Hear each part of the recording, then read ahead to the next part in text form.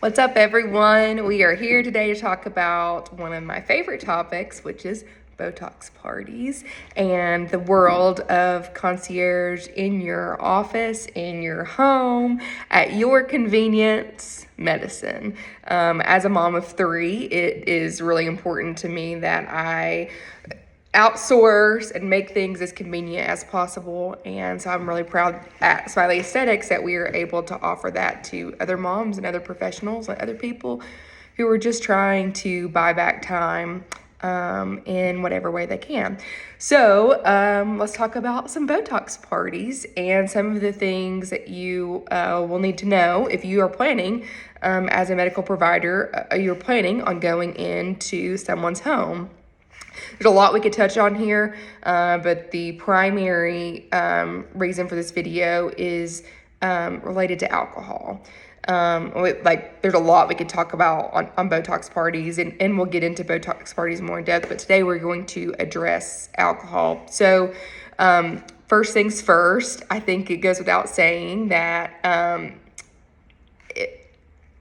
you as the medical provider are not allowed to partake in alcohol.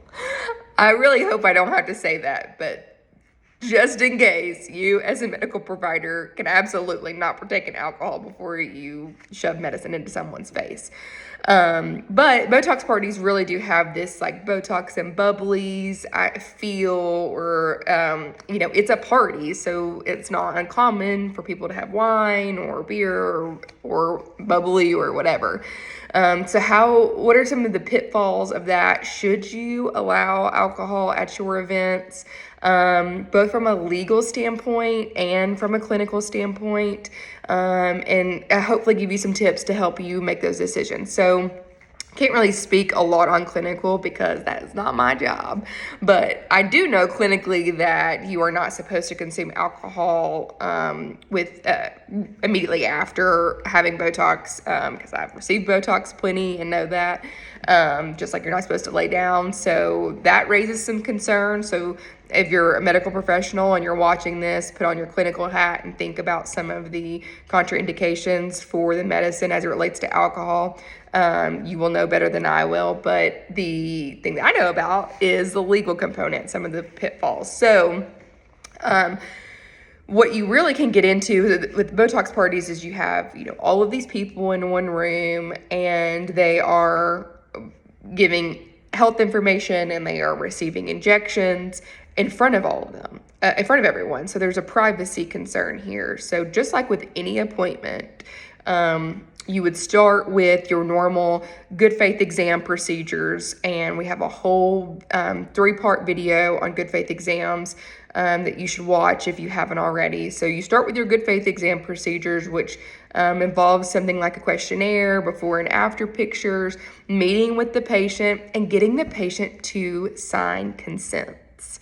So that is a consent to treatment, a consent for use of their photos, a consent for privacy reasons, all of these consents that we have people sign before they have treatment.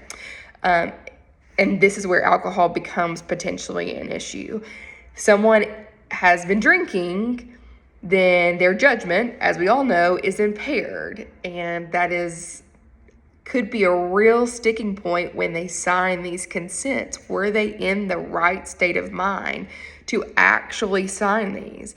And if you're watching them consume alcohol, then you know that they're in an impaired state and you still had them sign it. So it's not a bright line, absolutely no. I mean, we at Smiley Aesthetics, we have our policies, but from a legal standpoint, it's not an absolute no. But you just have to be really mindful about how alcohol can play into the client's ability to consent to treatment and to understand the risks involved. And then you need to think about the contraindications of alcohol after you have something like an injection, what that can do, and inform the patient of that. And then you ultimately have to make your own policies and be comfortable with the risks, especially considering these things are provided outside of the spa generally. If you want to, and this is kind of my job, say, okay, well, I really want to provide alcohol. I want to create that fun. We've got music playing. We've got all of these things. I really want to have this atmosphere where this could be welcomed, but how can I do that? One way is to have, a demonstration, to have a model. You go to these parties, you have someone host this party, and you have a model who has agreed to not partake in alcohol that night if that's something that you don't want. You're trying to not have someone do, and then you get pre-bookings of everyone else there. So you have a demonstration, you answer all of these questions, you go ahead and get everyone's information, you take non-refundable deposits and get pre-bookings that you can then go back to at a later time, or if you have access to a brick and mortar, that you can bring that client into the spa to talk to them about Botox and also show them some lasers, and they can see your whole menu of treatment. So that's one way if you want to create this. Bring your friend and bring your aunt and your mom, and we're gonna have this fun party. And I want to teach you about some of the aesthetic opportunities available to you while you are also having fun, but having protection. It's one of the great things. If you haven't already, it would be a great idea to find an attorney in your area who can help put the law into practice, and say, what do you ultimately want? And let's work backwards and see how we can make it compliant. Nerding out, but that's one of my favorite parts of the job. So I hope that you found this helpful and help in making the decisions of what you want your practice to look like when it comes to serving alcohol, or allowing alcohol to be brought into the mix, not necessarily you serving it, but allowing alcohol during one of your in-home or party type, Botox party type treatments. See you later.